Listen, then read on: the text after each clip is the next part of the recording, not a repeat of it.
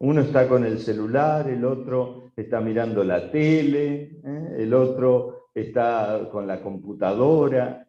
¿Y cómo nos cuesta mirarnos a los ojos, escucharnos en la familia, con los amigos, escuchar a Dios? Dios nos habla, a todos nos habla. A veces uno dice, bueno, pero yo no lo conozco a Dios. Si Dios existe, ¿por qué no me habla? Y Dios nos habla todo el tiempo nos habla. Nos habla, sin duda, en nuestra vida personal, cuando uno mira su propia historia y uno va recomponiendo su propia historia personal, uno se da cuenta cómo Dios nos ha ido guiando, nos ha ido conduciendo. Lo que pasa es que a veces nosotros no lo percibimos, porque estamos nosotros desatentos, no estamos en esta actitud de escucha. Y a veces también nos pasa en la realidad familiar y entre los amigos. Y por eso, si hay algo que es muy importante en los madrugadores, es el tener verdadera actitud de oración. Porque la oración nos lleva al silencio y nos lleva a la escucha. Después ustedes me van a contar un poco cómo es la actividad de los madrugadores en cada una de sus comunidades. Yo conozco un poco cómo trabajan los madrugadores de 9 de julio. Y bueno, y lo que dio origen a los madrugadores de 9 de julio, sobre todo, es, bueno, ese reunirse para orar, reunirse para rezar el rosario, simplemente. A veces, muchas veces en mi vida pastoral, yo he pensado, bueno, ¿cómo reunir a los hombres? Vieron que a veces es difícil que los hombres se acerquen a Dios. A veces uno ve en las iglesias, en nuestras parroquias, y bueno, un porcentaje muy alto son mujeres, son chicos, pero cuesta que haya hombres en nuestras comunidades parroquiales. Y bueno, cuando uno piensa como pastor, acá hay sacerdotes que lo podrán compartir conmigo, cuando uno piensa como pastor, bueno, ¿qué hacer con los hombres? Yo muchas veces tengo muchos años de sacerdote y muchas veces me he planteado el tema. Entonces uno lo primero que dice, bueno, a ver, lo que podríamos hacer es organizar una comida, un locro, un asadito, algo, y bueno, y dar ahí una charlita. Bueno, en algunos lugares da resultado eso, y nosotros los madrugadores también a veces lo hacemos. Pero jamás se me hubiera ocurrido, para convocar a los hombres, invitar a rezar un rosario a las 7 de la mañana. No se me hubiera ocurrido. Y esas son cosas que la Virgen, sin duda, ha ido disponiendo el corazón para poder hablarnos en el silencio de la oración. Y los madrugadores van una y otra vez para escuchar a Dios, para escuchar a Dios. Y me parece que es importantísimo que nosotros tomemos conciencia, y creo que los madrugadores la tienen, de la fuerza de la oración, de la importancia de la oración. Acabo de venir de un encuentro que tuvimos de obispos en Luján. Y bueno, a la noche, no sé si conocen la Basílica de Luján. Algunos seguramente que sí, otros por foto. Bueno, pero la Basílica de Luján es muy grande, es una basílica inmensa, ¿no? Un neogótico preciosa. Y la imagen de la Virgencita de Luján es una imagen que tiene 28 centímetros de alto, chiquitita, es de terracota, es de tierra. Y bueno, como estábamos reunidos los obispos ahí en la Basílica de Luján, a la noche tuve la oportunidad, ya cuando la basílica estaba cerrada, de ir a rezar un rato ahí a la basílica, no había nadie. y estaba iluminada solo la Virgencita de Luján y se veía en la penumbra toda la inmensidad de esa iglesia. Y yo pensaba, ¿qué contraste hay entre la fragilidad y la pequeñez de la Virgencita de Luján y la fortaleza y la grandeza de este edificio, ¿no? Y yo pensaba esto que está aquí, expresado en este misterio de que esta imagencita tan pequeñita de tierra, la terracota es tierra cocida, ¿no? Y que sea ella en realidad la que sostiene la estructura y la fuerza de todo este templo. Y yo pensaba, de alguna manera, eso es lo que pasa en la oración, ¿no? Eso es lo que pasa en nuestra vida. Nosotros somos muy pequeñitos, muy débiles. Y uno en la oración, ahí descubre que nuestra fortaleza, el que nos sostiene, es Dios. Dios es nuestra fortaleza. Y entonces, de la misma manera que esa imagen tan pequeña y esa virgencita de terracota es la fortaleza para el sostenimiento de todo ese edificio, también para nosotros la oración, esa oración confiada, sencilla, que hacemos a través del rezo del rosario, es lo que sostiene nuestra vida. Y por eso en la espiritualidad del madrugador es importantísimo la oración, importantísimo. Y yo creo que todos nosotros tenemos que volver a nuestros hogares con esa convicción de la importancia de la oración. La oración personal, la oración en familia, la oración en comunidad. Y que realmente podamos tener esta convicción en nuestra vida espiritual y en nuestra vida cristiana. Pero hay otra cosa muy importante de los madrugadores, no solo la oración, sino que hay una dimensión que es fundamental, que es el apostolado. El apostolado. Es el tratar de llevar a los demás esa experiencia de Dios. Tener una experiencia personal de Dios para poder transmitirla a los demás. De eso se trata. Y ahí está el apostolado, consiste en eso, en esa experiencia personal de Dios, poder comunicársela a los demás. Y para eso nosotros en el silencio, en la oración, tener ese conocimiento del amor de Dios, de ese Dios que se revela y se da a conocer en mi vida para poder comunicárselo a los demás. Y entonces, para eso estar atento, por eso es tan importante la escucha, en la oración, por eso es tan importante el aprender a descubrir el sentido más hondo de la vida que está en Dios y poder transmitirlo a los demás.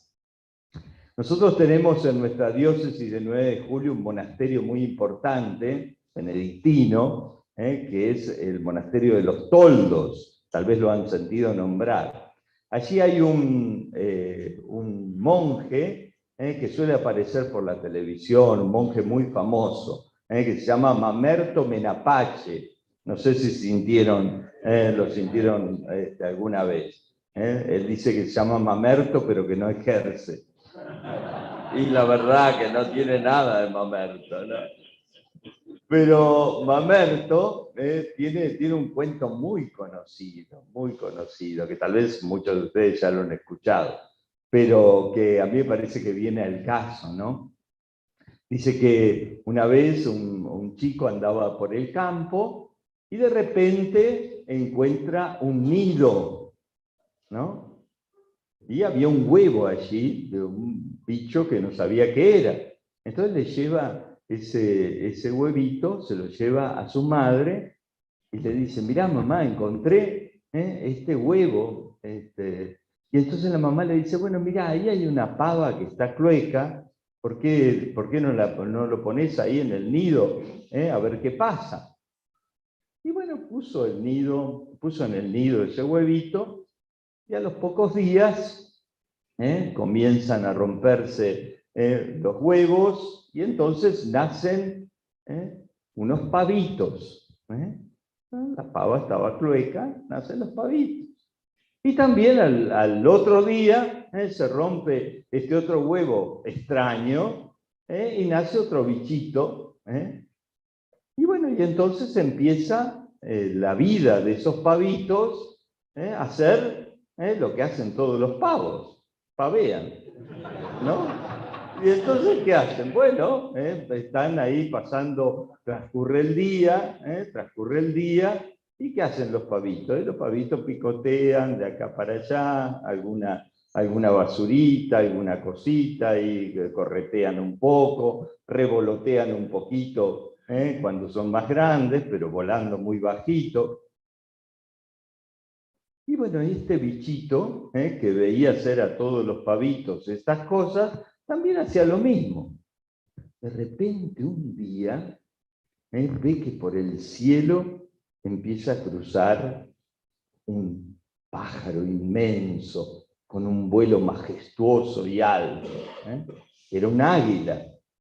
Y ahí ese bichito sintió, qué hermoso volar así, yo quiero volar así. Y tuvo el deseo de emprender el vuelo, pero vinieron los otros pavitos y trajeron una cascarita de papa y empezaron a picotearla. Y entonces ahí se quedó el pavito, el águila, el pichón de águila, se quedó en la pavada. Y murió en la pavada, dice Mamerto, ¿no? Y el pobre águila murió en la pavada, ¿no? ¿Mamerto es chaqueño? Sí, Mamerto, sí, es verdad. Así que fíjense cómo, bueno, muchas veces esta situación nos puede pasar a nosotros también. Hemos sido creados para algo muy grande, muy hermoso, muy importante, para volar alto en la vida. Y nosotros tenemos que ayudarle a nuestros hermanos, a los demás, a también remontar vuelo, a no quedarnos todos en la pavada. Y de ahí está el apostolado. El apostolado está en llevar a nuestros hermanos al encuentro con Dios, a que descubran lo hermoso de nuestra vocación cristiana. Una de las crisis más grandes que existen en la actualidad es la crisis vocacional, pero no porque faltan curas, que también, por supuesto, porque no sabemos bien para qué estamos, qué queremos de la vida. Nosotros no hemos sido arrojados a esta existencia simplemente para durar. No, nosotros tenemos una vocación hermosa. Tenemos la vocación a ser felices. Pero claro, la felicidad, ¿en qué está la felicidad? Y la felicidad está en la experiencia del amor, sin duda.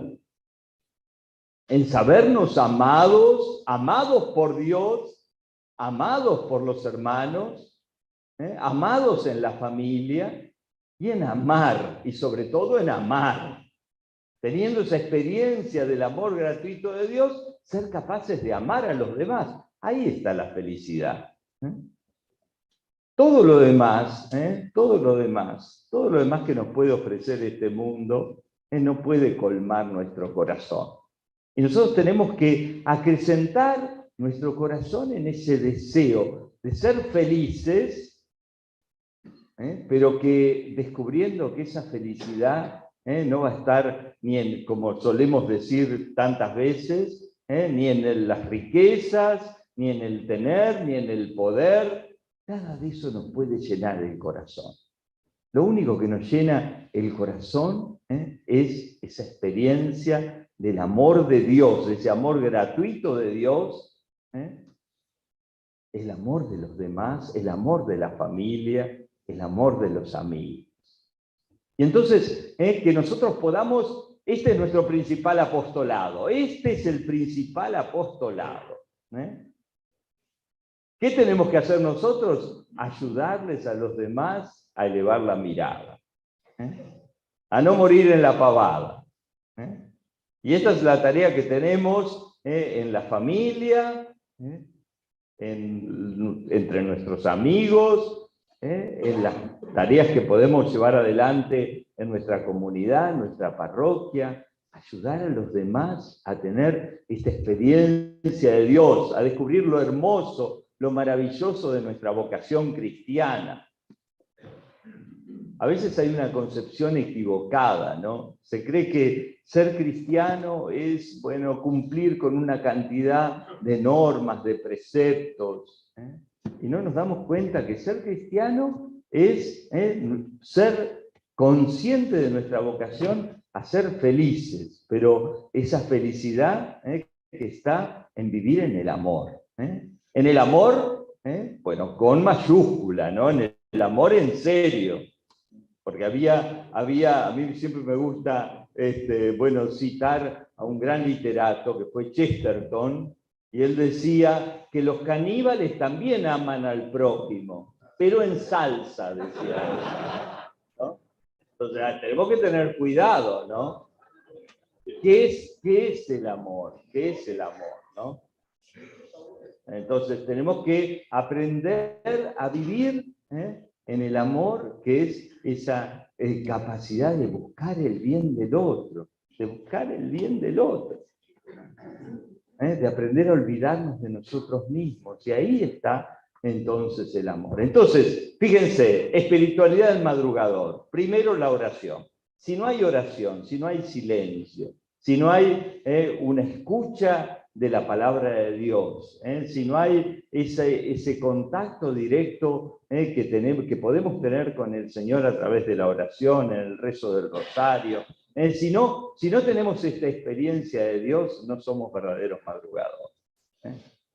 Porque no vamos a tener esa experiencia para poder comunicarla a los demás. Esa experiencia personal de Dios es lo que nos tiene que llevar al apostolado. Y el apostolado fundamental es ayudarles a los demás a elevar su mirada para que puedan encontrarse con Dios, para que puedan encontrar lo más hermoso de su vocación, vivir esa vida con mayúscula, vivir la vocación a la felicidad. Y eso solo lo podemos tener en la medida en que tengamos esa experiencia del amor de Dios y que seamos capaces de amar.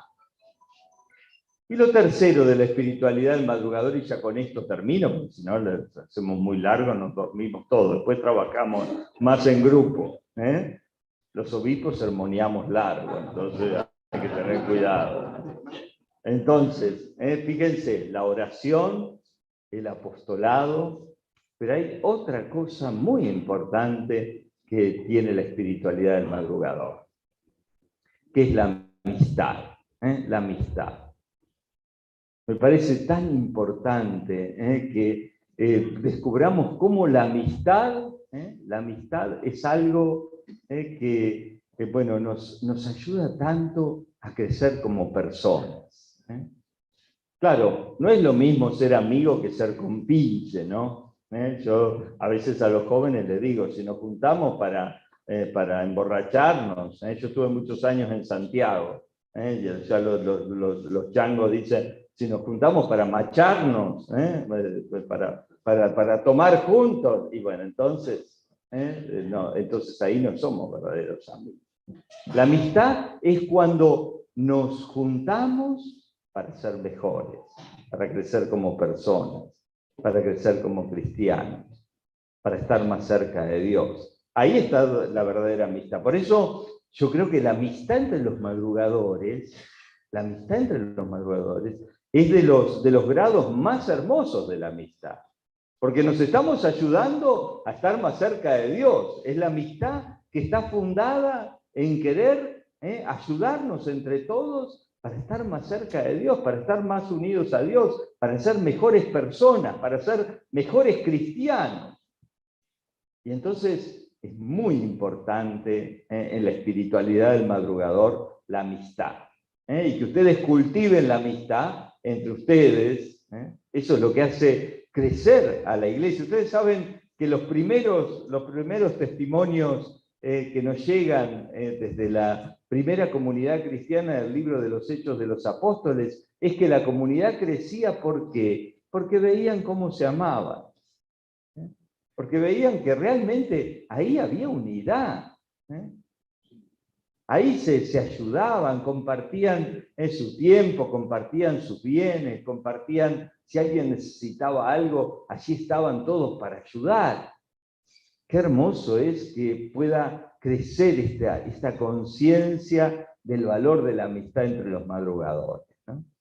Espero que realmente que este encuentro, yo creo que a todos nos ayuda, porque son 3 días de convivencia, ¿no? Desde que empiezan el viaje, ya desde antes de que se prepara, estos días que se comparten, y acá que compartimos la comida, y bueno, y pasamos, se comparte un cuarto, se comparte un mate, bueno, y después las reflexiones nos ayudan a crecer en esa conciencia de la amistad, como este valor fundamental que nos ayuda a ser mejores, a crecer como personas y a crecer como cristianos. Y bueno, y que ustedes puedan hacer muchos amigos para Cristo, muchos amigos de Jesús, muchos amigos de Cristo. Y que puedan despertar entonces en los demás ese deseo de Dios. A veces podemos decir, bueno, pero es tan difícil, padre. Yo calculo que muchos de ustedes les pasará, me pasa también a mí, incluso con mi propia familia a veces. Sobrinos que uno hubiese querido que tengan todos los valores en la fe que tengo yo, que tiene mi familia, y que uno ve que están por otro lado, ¿no? Pero ¿cómo nosotros ayudarles a crecer en el deseo, en ese deseo de Dios, en ese deseo de tener una vida más plena, en ese deseo de ser felices en serio? ¿Cómo ayudar? En eso hay que pedirle mucho a Jesús, que Él nos enseñe. Miren, a mí me encanta el Evangelio de Juan. En el Evangelio de Juan hay un autor que se llama Eloy Leclerc, que tiene un librito de espiritualidad con un comentario al Evangelio de Juan muy bonito, que se llama Jesús el Maestro del Deseo. Y entonces muestra cómo Jesús en los diálogos de todos los días, iba ayudando a los demás a crecer en el deseo de Dios.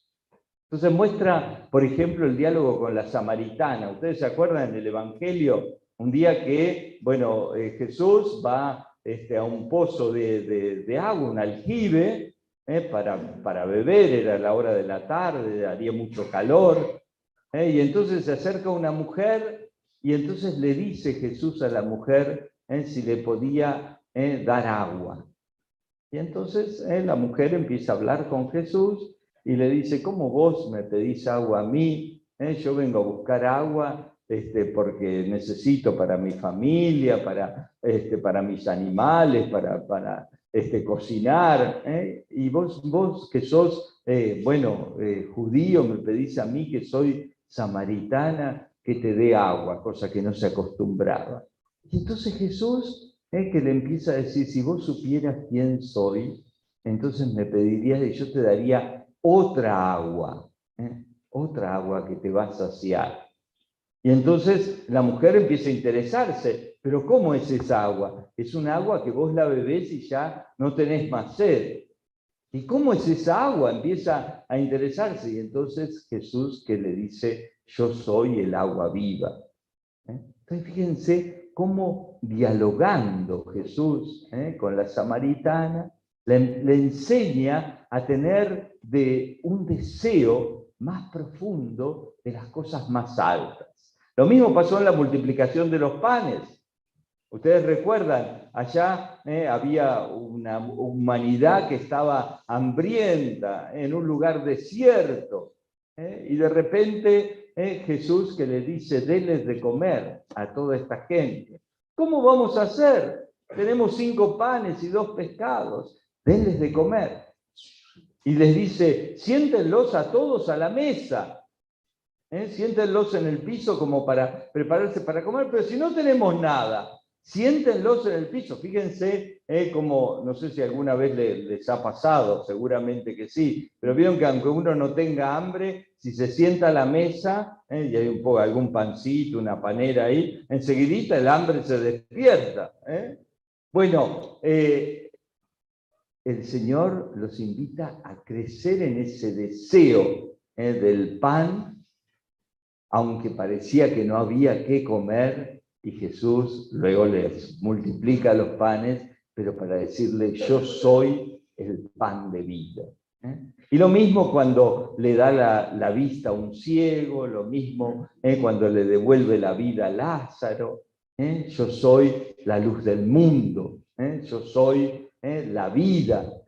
Entonces, fíjense qué importante es que nosotros como Jesús, en nuestros diálogos cotidianos, procuremos abrir el corazón de nuestros hermanos a este deseo de Dios, a este deseo de felicidad, a este deseo de plenitud.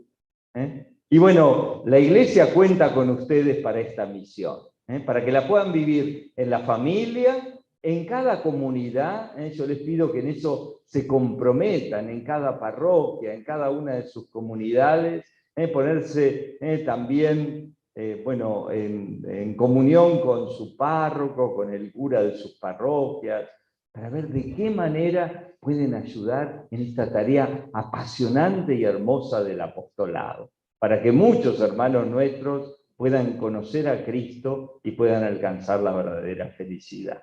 Bueno, ese es mi deseo para todos ustedes y me gustaría que veamos ahora cómo continuamos con un momento de diálogo, de reflexión. Creo que hay unas preguntas que están pensadas ahora para... Sí.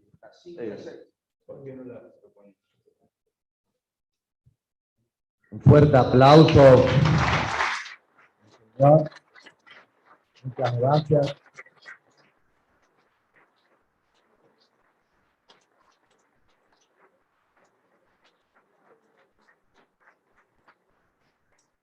La iglesia la forjamos con los curas y con los laicos. Indudablemente, entre todos somos iglesias. Así que a veces nos acostumbramos mucho a los curas que nos apuntalen, pero como laicos también tenemos esa gran obligación y como madrugadores de ir hacia adelante.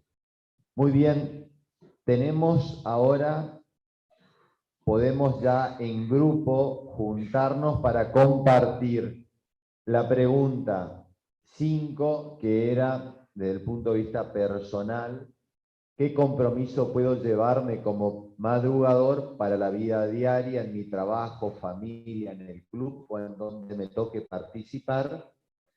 Y la 6, ¿cómo puedo colaborar en mi tarea apostólica en la comunidad de madrugadores, en la capilla, en la parroquia o en el movimiento? Sí, perdóname la imprudencia, Ariel. ¿Por qué no comentás un poquito el viaje a Ucrania? Hacelo, por favor. Monseñor, ¿qué ha sido lo mismo Argentina? Bueno, muchas gracias.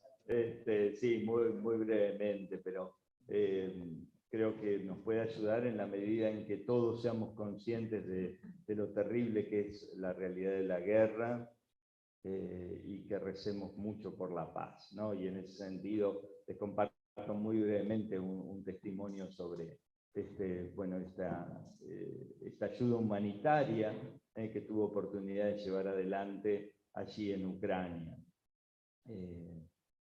Bueno, nuestra diócesis, por diversas razones históricas, tiene muchos vínculos con la Iglesia de Polonia.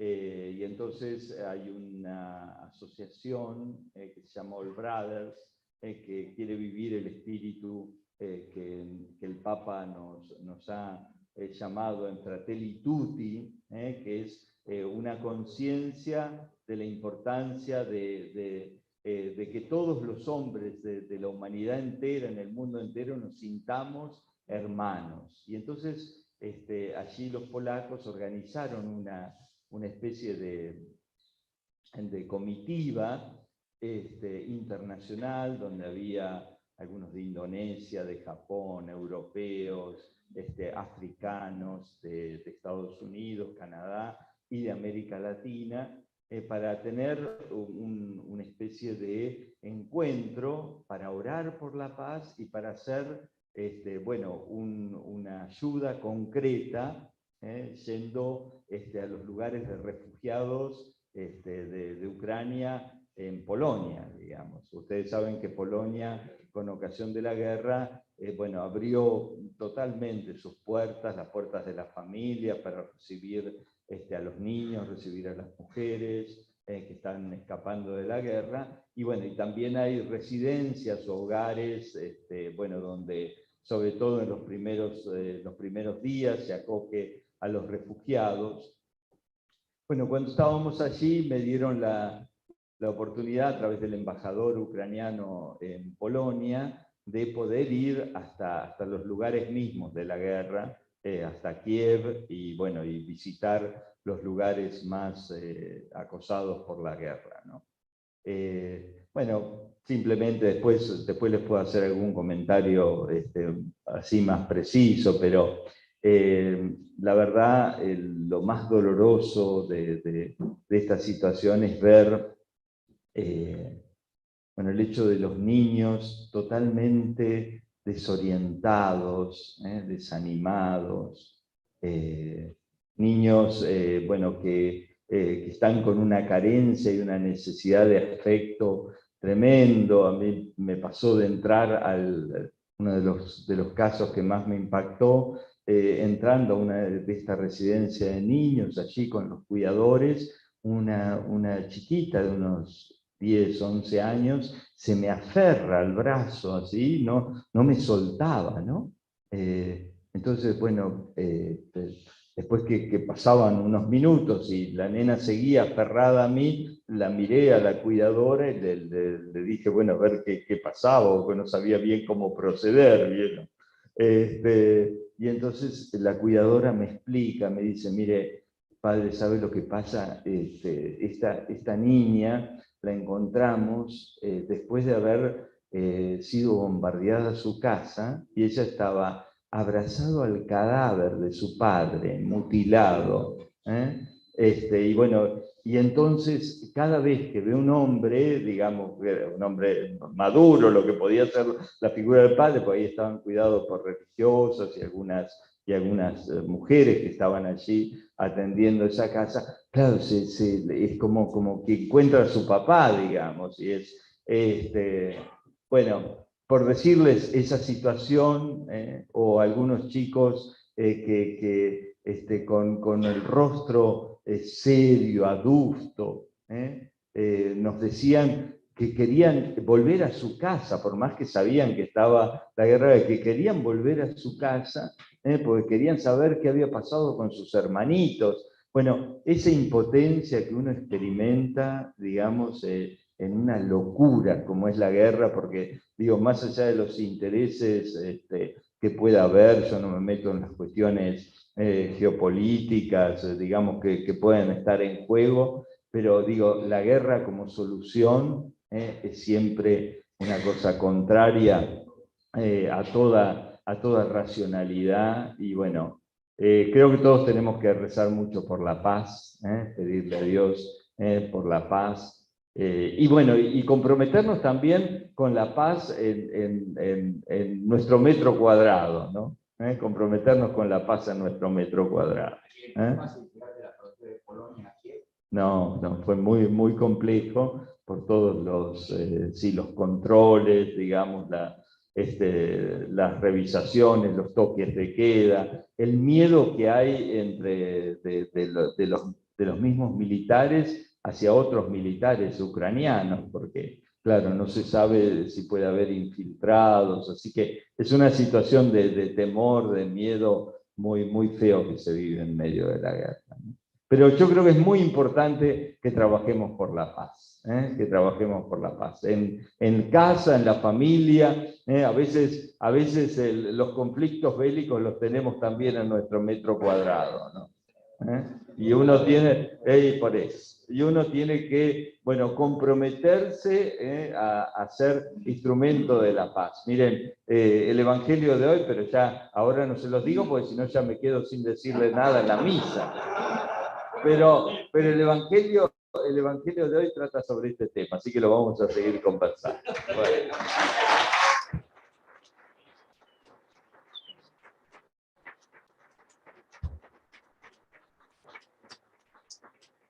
Una cosita más, 11:20, volvemos aquí, por favor, ¿sí? Entonces continuamos porque tenemos que trabajar las